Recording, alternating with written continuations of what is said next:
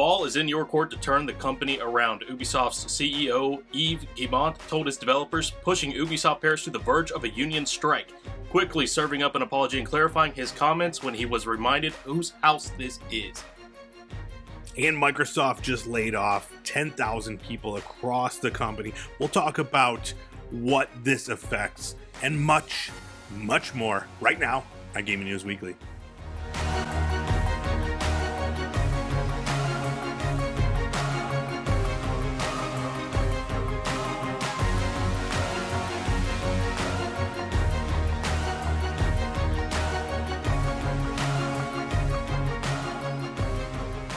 Gaming News Weekly is back. We are the best weekly video game news show out there. Every single Monday, we're coming to you talking about all the biggest things happening in the video game industry. My name is E-Rock the Red, joined by this guy, Full Clip. What's going on, man? How are you today?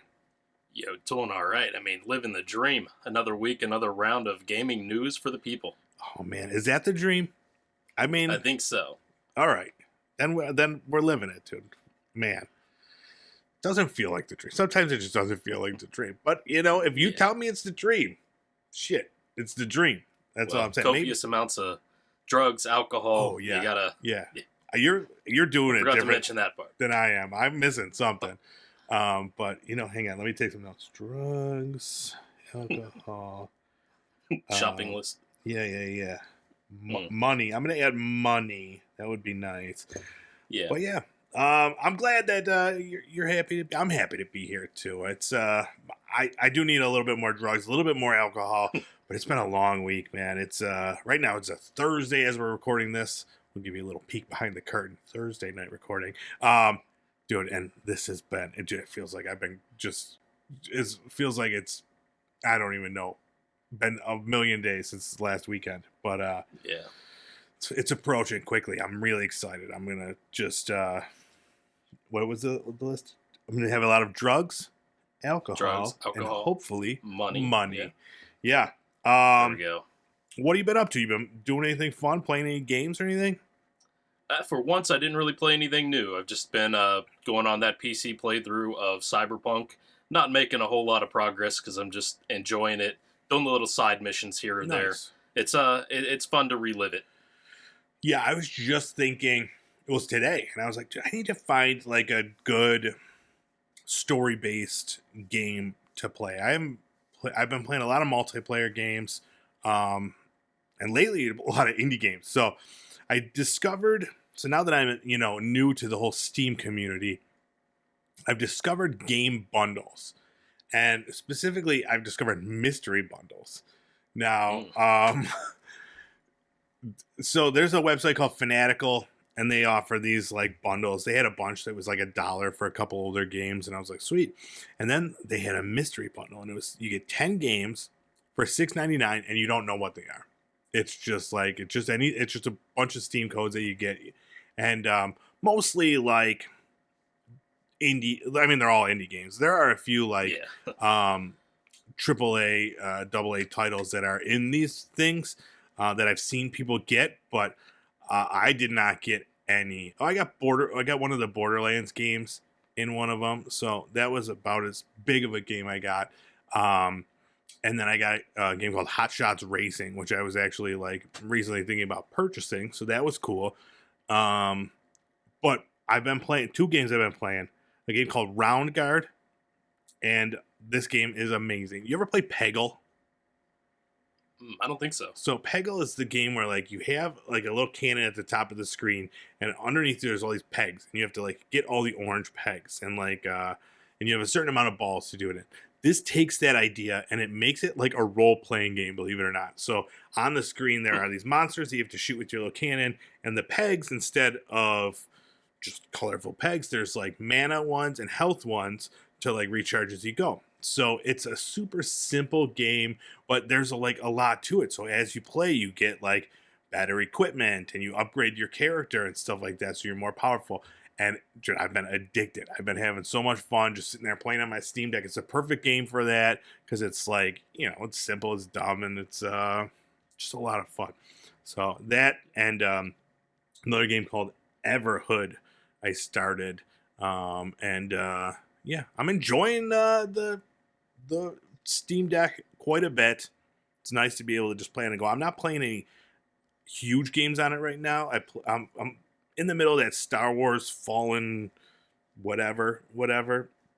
It's Fallen Order. No, wait, is that the new one? I don't know if that's the new one. Oh, I don't know. Anyways, the old Star Wars game, the Jedi one, and that's fun. I got to get more into that though. When I'm playing, it's just like I'm either, I got my wife's with me or something's on the TV, so I don't have the sound blasting. And that one, I want to, I want to get the headphones in or play it. But yeah, man, everyone should have one. Steam Deck, best thing ever. So has the Steam Deck performed pretty well with everything you've thrown at it so far? Absolutely, yeah. In fact, like a few of the games that I've played that say on Steam unsupported for Steam Deck have worked perfectly. Nice. So I don't know, really what that means. So yeah, it's been great. I haven't tried anything, like I said, anything like brand new or like huge. But I did see that like Hogwarts Legacy is Steam Deck verified right out of the gate, and a couple other ones, maybe Forspoken. I don't remember. But yeah, so it's been really cool. Yeah, that's pretty cool. I didn't know that about Hogwarts Legacy. Yeah. I guess if it is eventually going to be on Switch, you ought to be able to run it on a phone if you really want to. Yeah, absolutely. Yeah, for sure. Yeah, you should put it everywhere. But yeah, what do you think? Should we get this show on the road? Let's do it. We actually have new releases to talk about, a few of them. All right, let's do it. Let's talk about our new releases from last week.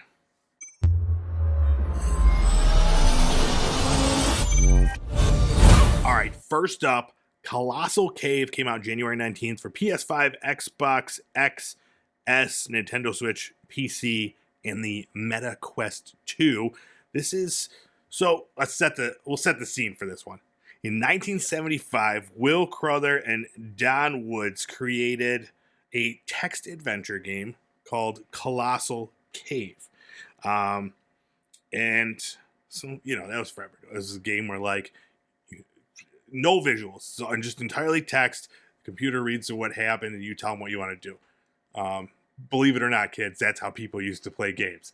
And there's another party in this, Roberta Williams. So she was a very famous video game developer. She created like King's Quest, Phantasmagoria, whole bunch of games. She's had a very storied career.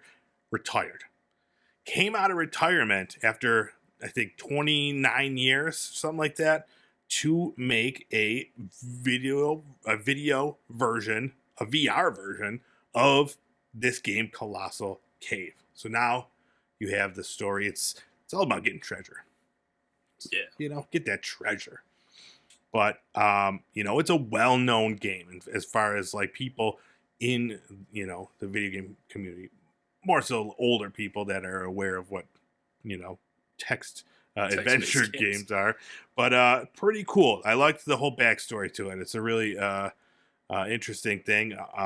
Excited to see how this game is, what it's like. So it's for VR and you can play it on consoles. It's like a first person game. So what do you think? Yeah, this from what I've seen is not going to blow anybody's minds visually or with the gameplay or anything like that, because it is like I don't want to take anything away from it. It is somebody's version of this text-based game that used to exist, now with visuals. So it's not fantastic graphics. It's not like stunning effects that you're going to see, but it is a chance to play part of gaming history. Mm-hmm. Very well said. Yeah, gaming history in virtual reality. And what I've seen of it, like, it's not terrible. It's not like PS2 or anything like that. It looks good. It's a but it's not, it's not Cyberpunk. So somewhere in between there, in between PlayStation 2 and Cyberpunk, somewhere in there. But I'm sure in VR it would look fun, All right, next up, Persona 3 Portable and Persona 4 Golden both came out January 19th for different consoles. I'm not going to get into it. Basically, these are just redone versions of previous games. It's the first time that they're made available on these consoles. So yeah, they're on the Nintendo Switch, Xbox, that sort of thing. They're on Game Pass. If you're on Game Pass, both of these came to Game Pass, which I thought was really cool. But what they are, I mean, they're just JRPG classics. I'm sure everybody's heard of the Persona games. This is where they really started. Persona 3 was the one that it became, a cult phenomenon. You got to live your life as these kids. You go to school and you fight demons at the same time. It's like they're very interesting. I played Persona 4 Golden. That was the only one of the last 3 that I played, and I loved it. But it was a commitment, man. You had to live your life inside the game.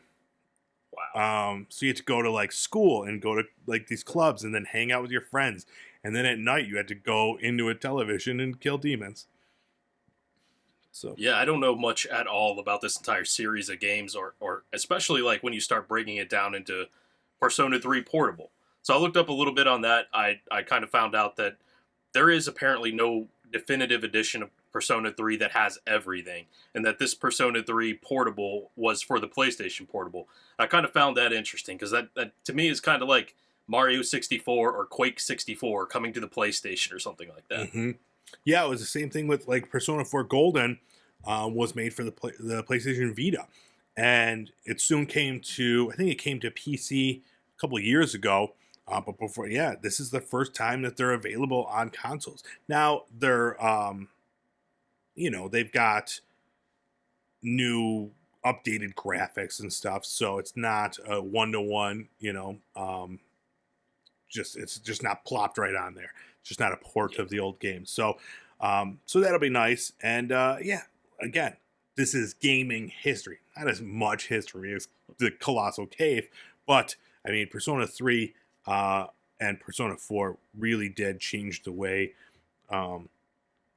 JRPGs were perceived. I mean, these are classics. They were, I don't even know what they were reviewed at, but close to 10. Yeah, I was looking at the trailers and reviews on YouTube for these, and there's nothing but love from the comment section, which you don't really see on YouTube, so that says something. That is very true.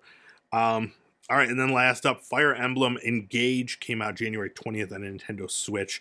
This is another in the Fire Emblem series. It's a tactical role-playing game. Beautiful visuals, and this one has a lot of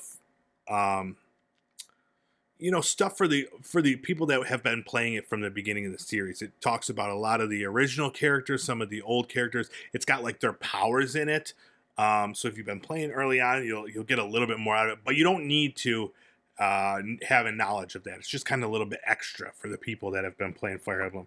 So I thought that was pretty cool. You could have the powers of some of the past heroes as you're going along. So you ever get into these tactical RPGs? I think we've talked about it before. No, this out of this list of new releases looked like the one that I would be most likely to pick up and play, just gameplay wise, though.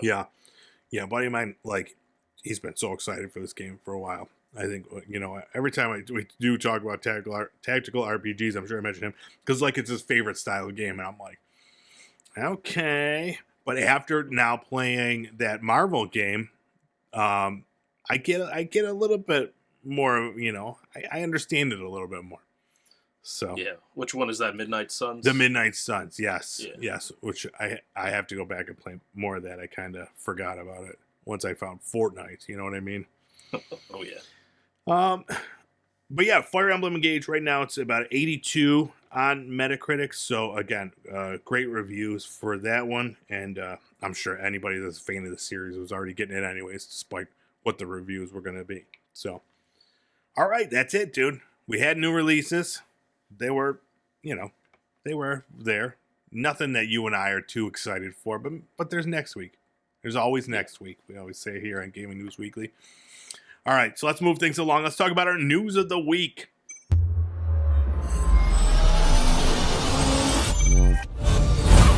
All right, so our top story here on Gaming News Weekly, it's a little bit of a sad one. Microsoft has laid off 10,000 people throughout the company.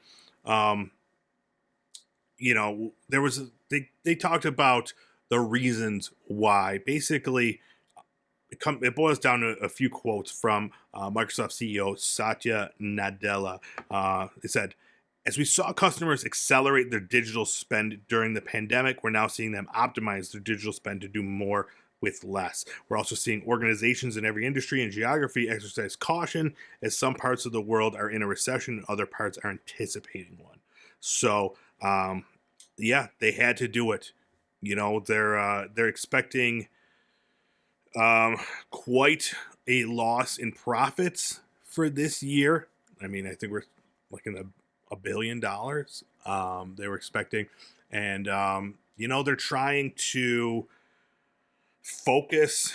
Basically, another thing they said, they're reprioritizing to focus on different key areas. So, yeah, what that means, I mean, I don't know. We're starting to hear stories from people in the industry saying that they were one of the ones laid off. We're seeing in tweets that different parts of the company that people were laid off. So, what else? So they said the CEO also said it was difficult but necessary, and that Microsoft will emerge from this stronger and more competitive. They said, "We will treat our people with dignity and respect and act transparently. These decisions are difficult but necessary. They are especially difficult because they impact people and people's lives, our colleagues and friends." So yeah, it's happening. Sad, but Yeah, yeah. I was kind of wondering when I started reading these headlines and the explanation from Microsoft that they had to do it, and I wonder, what does it mean to have to do it when you're a company the size of Microsoft? You've got this pending deal for billions and billions of dollars to acquire Activision Blizzard. Um, and the extent of my business savvy is I went to Robinhood and looked at their stock prices over the past few years. So they're up 150% at this moment from in the 5-year scheme of things, but over the 1 year they are down 25%. So they're not losing their hat by any means. They're still Microsoft. They're still huge, probably one of the largest corporations in the world. Yeah. But yeah, in when you look at this year's and you look at where things are going and it's still trending downward, they're going to try to, I don't know, sell the tires off the car to get to work. Yeah, and it's interesting too because they are, they're saying they're still hiring people in different areas because they're shifting the, the how they're doing business. So, it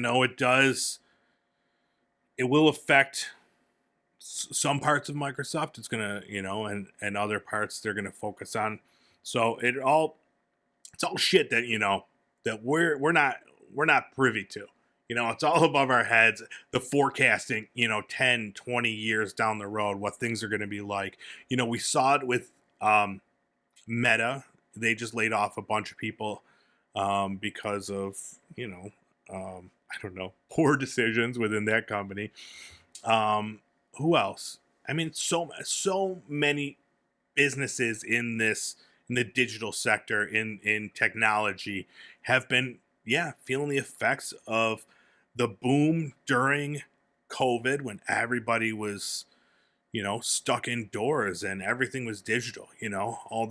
All meetings were digital. Everybody was buying giant televisions, playing video games and stuff like that. And now we're on the other side of that, and now we're facing the things that stemmed from that pandemic, and a lot of it is recessions and problems with employees and stuff like that, and the workforce.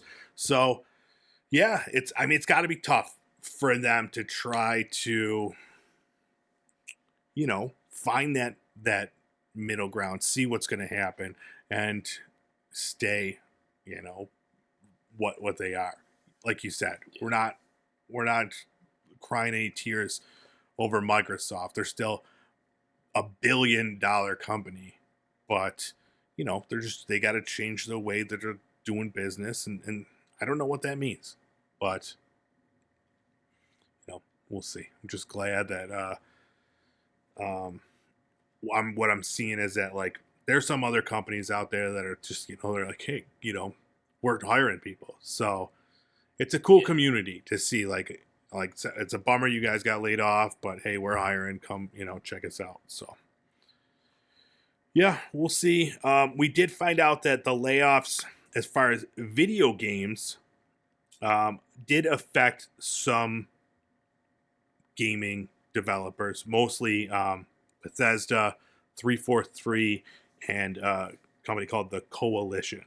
So as I'm understanding is 343 Industries got hit the hardest, and a bunch of people from there were laid off. So I don't know what that means for the future of Halo, but I know right before that, like some of their bigger names left not too long ago, and then Yeah.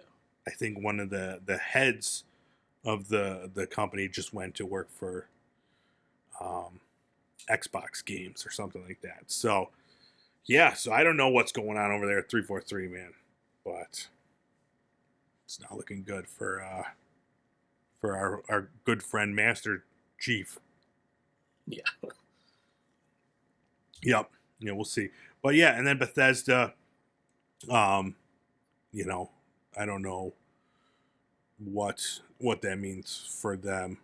Starfield Yeah. is Starfield's still there, just coming eventually. Yeah, we're supposed to be getting. I think this falls under rumor territory, but I think we're supposed to be getting an announcement about the release date soon. All right. Yeah, they said after the Bethesda showcase, I think there's going to be like a Starfield one, right? Yeah, that's right. Yeah. So that's probably when it'll be on the 25th of January. Right. Yep. So, yeah. So it's funny too because this happened 1 year to the day of the announcement that they were buying or that they were going to attempt to buy Activision Blizzard. So interesting little stat. Oh yeah. All right. Well, let's move on to much happier news. The train wreck that is Ubisoft. So last week we talked about Ubisoft's recent troubles, including the delay of Skull and Bones again, game cancellations. Well, it doesn't end there.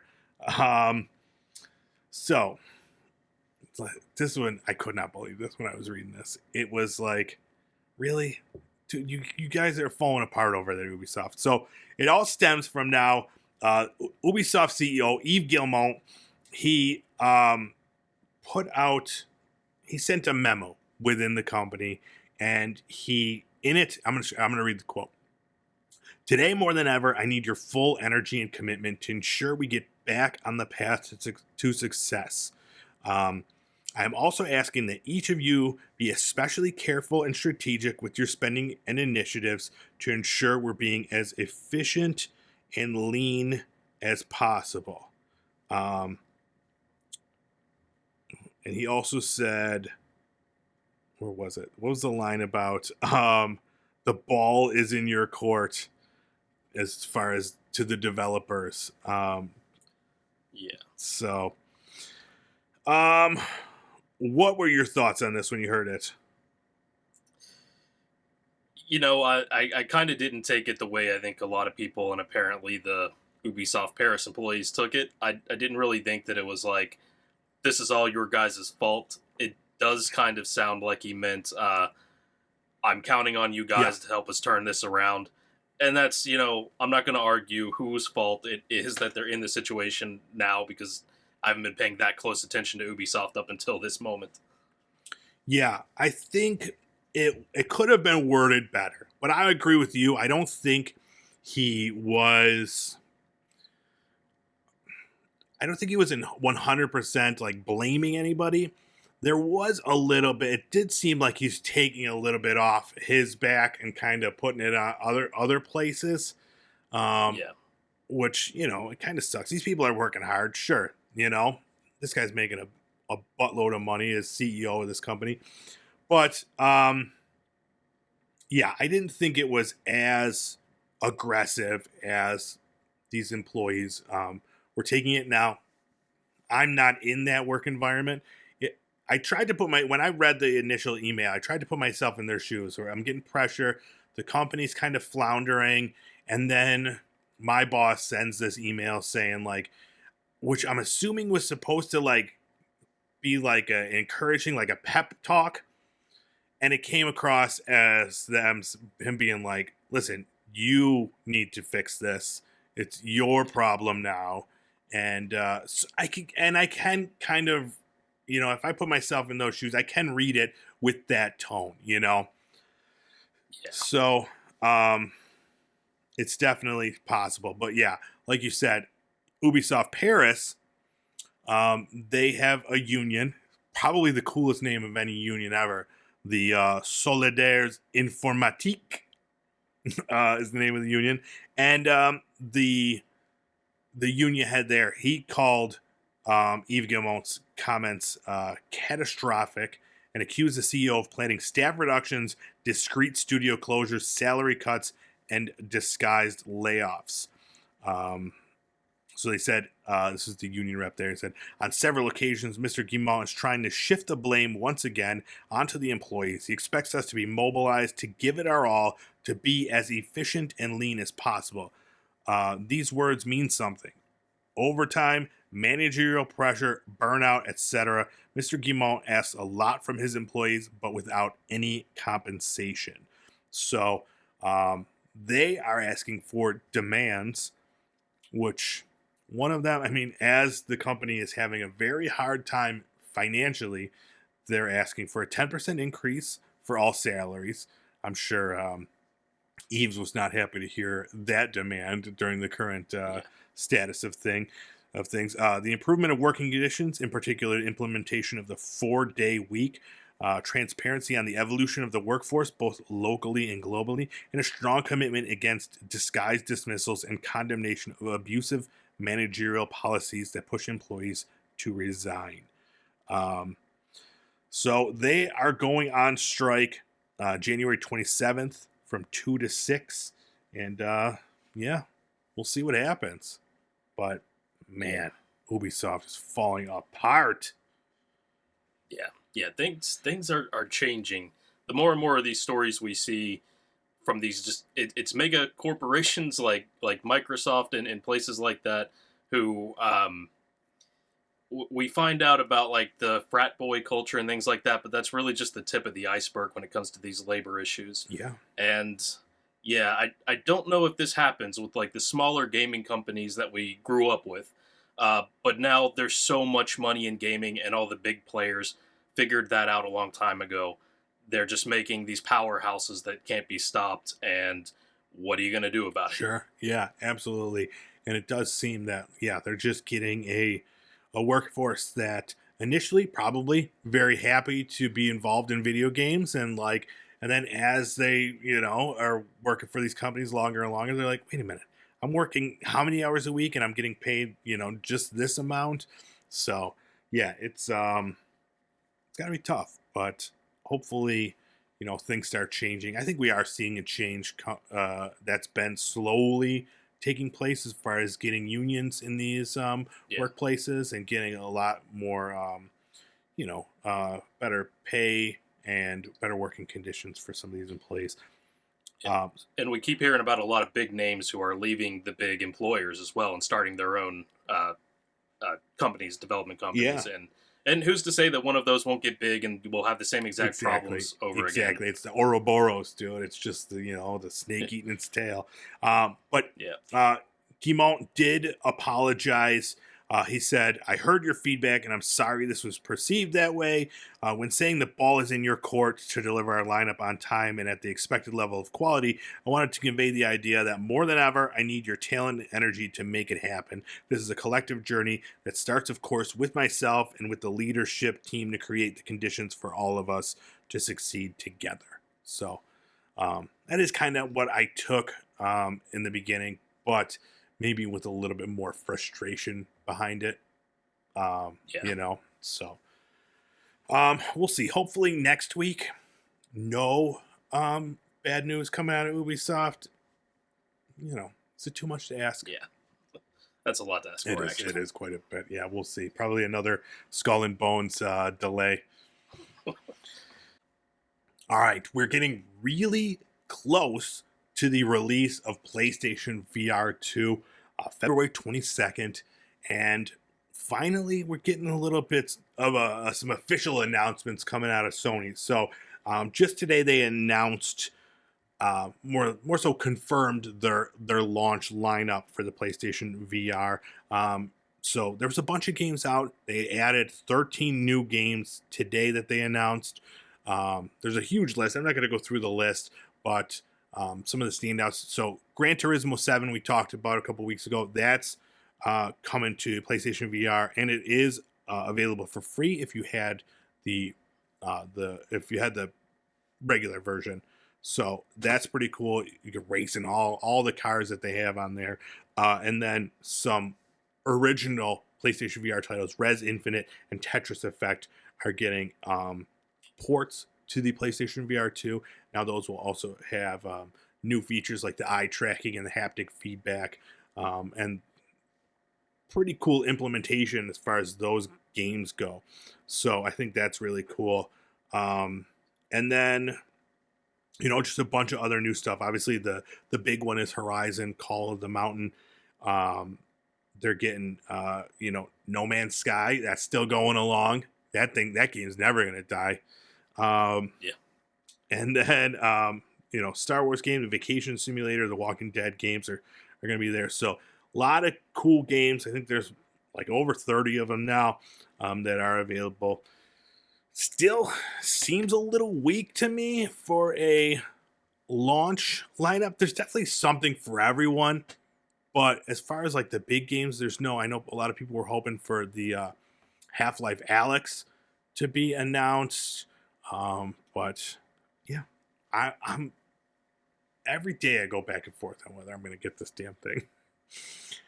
Yeah. But the closer I look at the details, the further and further I am from ever wanting one. It itself costs as much as the console. Yeah, but it sounds so cool. Like I just keep reading like hands-on,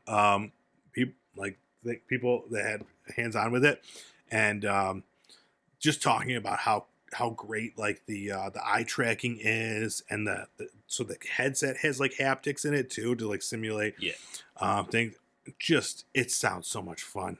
But a buddy of mine is getting one, so Oh, nice. yeah. So I'll be over there right when it comes out, and I'll test it out. I know as soon as I play it, I'm gonna want to get one of my own. That's exactly what happened with the first PlayStation VR. I played it at like a demo event, and immediately pre-ordered it. So, but yeah, dude, $550. Oof. Or 600 and you get an extra game. That's true. $600. Yeah. That's a lot of money. Another 50 will get you a USB-C port and 10 cents of plastic you could 3D print to lay your where they chart controllers. Yep. Put those bad boys on there. Yeah, dude. I don't know. And I was hoping for more of the original games announced as having new versions. So there's not backwards compatibility. So if you have like one of the first games, it's not automatically, you can't use it on the new one. So, which, can you think of any spec reason why that would be if they're only adding new features and nothing's really lost? I think just the way that it's done, I really think it's because of the eye tracking, because that's more about controls and stuff like that. And they switched up the controllers too. So like they used to have those little move controllers with the sticks with the lights on the end. Now they have brand new controllers. So I don't know if that changes the way that things would be handled, or the way that the game is tracked. Because obviously tracking within a VR game, where you are inside that world, is a big thing. So I don't know if that was changed. That might have affected it. So I'm not entirely certain. They never came out and said one way or another like what the reason is why they won't work. But yeah. And so the games that they do have that were on the first one, like Rez and Tetris Effect, like I just mentioned, you got to pay $10 to upgrade to the newest version of that, the PSVR2 one.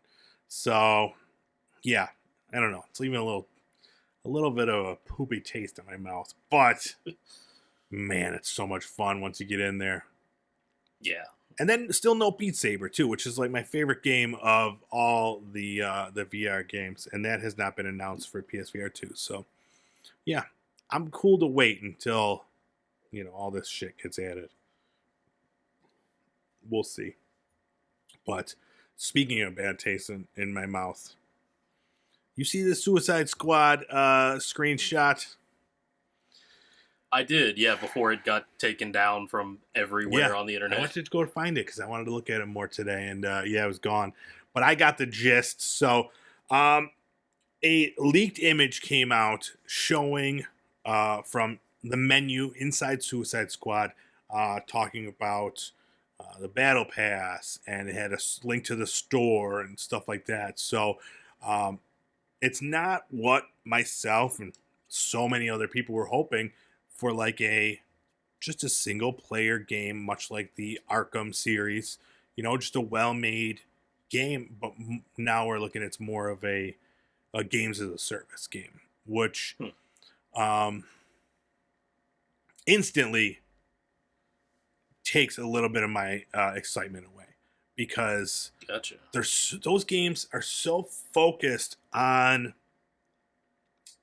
the making that money, that extra money, the digital content in there. They're not selling you a finished story. Now, I could be wrong, and I'm hoping to eat my words once this comes out. We're still a ways away. It comes out May 26th. But yeah, I want to see reviews. If the story is fantastic, standalone, well worth the $70 price point, happy. And then the battle pass and the store is just cosmetics if you want to make your characters look different. But usually the focus shifts from the game to like these battle passes, or like how can events, like stupid events, to like get people to come and play the game and stuff like that. And on top of that, like the grindiness of a game changes with these, when you have to, like a battle pass where you're going to earn experience points, the levels change. You're not just playing a single player game. You're out there trying to kill all these enemies to get XP so you could up the battle pass, and it's a bummer. Yeah. So yeah, that's my 2 cents. Yeah. I had sort of the opposite take on it. I thought it was at least an overall positive. But I do completely understand what you're saying there, because I feel the same way when it comes to if I see that a game they're thinking of making it a game as a service sort of title, I know that I'm going to get more of what I like, and that maybe the community interest, which is a lot of what I like about playing newer games, it's going to stick with the game for a while. It's going to be longer anyway, because these days you pick up a game a month later, it's possible that nobody's even playing it anymore. But so that'll stick around and you get more of what you want, but absolutely. Then the problem is, well, if you want everything, if you want to finish this battle pass, well, I have to balance that with the 7 other games that I'm playing that all have their own battle passes. True. And who has time for that? Absolutely. And it works. I mean, it's fine for games that are multiplayer games. We saw it try to be implemented with the Avengers game, which was a single player story game where you had to increase your level, and to do that you just had to play the same missions over and over and over again. And it was frustrating because it was like like it had potential to be an amazing story based game. Now this one, what I've seen, the cutscenes and everything like that, I'm still hoping that it's just going to be a great story-based game, and then, little extra incentives for these people. But, to have regular weekly content and that sort of thing, like, I wonder what it's going to look like. I have no idea what it's going to look like now. I thought I had an idea, based on the stuff that we've seen, but yeah, now I don't know. I don't know if it's going to be mission-based or how it's going to work, but I'm still excited. a little bit more, cautiously so, though, Yeah, we'll have to wait and see. Absolutely. Quite a few sides of this thing before we can make a real judgment. And like I said, I'm still holding out hope that that it's gonna be cool. So on this article that we read, just to add to that, according to the sources, the battle pass will be focused on cosmetic items. Their sources say that the currencies at the top of the leak image are XP numbers for powering up and customizing your characters. They were told that the characters don't start out weak; they start off great and can get ridiculous, like Arkham Knight's Batman. So, all right, we'll see how it's implemented. That's all I'm gonna say. I don't know what that means, what it's gonna be like, but yeah, just give me a good story, a fun game, and I'm in. Yeah. All right, I think we've covered everything that happened this week. Kind of a bummer this week. No real happiness, layoffs, and this other bullshit. But we got to spend time together. That's the good part. Yeah. No delay, I guess. No delay on true. Any games. That is true. No game delays. I think this might be the first time ever. No game delays that we've announced. But yeah, good. I like that you saw the silver lining. And that's why that's why you're here. Till next week. Yeah, exactly. All right. Thanks so much for checking out this episode of Gaming News Weekly. My name is Erock the Red. This guy's full clip. You can check us out on Fruit Lab. We're there. We're playing video games, posting all our clips of cool gaming stuff there. Or you can check us out on YouTube. I'm at Pop Culture Playground. He is at GameFax, GameFax. What else? You been doing Twitch? You been twitching? Little bit, yeah, a little bit. Did they say, are you twitching? Because that's a little confusing. That's what I said. Okay, good. Yeah, I'm trying to make it a thing. I think it could be a thing. Yeah, check him out. FullClip_FL over there twitching. And what else? Podcasts. If you want to listen to this show as a podcast, please do so. We're available anywhere you get podcasts. Apple Music, Spotify, Google Podcasts, all of them. And then we are on TikTok, posting all the best clips from every weekly Gaming News Weekly. I said weekly and then Gaming News Weekly. It's a little unnecessary, right? It's like saying ATM machine. Yeah, we got to drive it into their heads. Or PIN number. You don't have to say that because it's already in there. Oh, yeah. Yeah. All right. I was trying to think of another example of that. And I thought of one earlier, and I was like, I don't remember what it was. I don't know why I was thinking about it. But now I'm just rambling. So, you got anything else to add? No. All right, let's get out of here. I gotta go play some Fortnite. Maybe some round guard. I don't know, dude. I can play whatever I want. I'm an adult, and it's not even 10 o'clock. All right, we'll talk to you guys next week with more gaming news. See you then.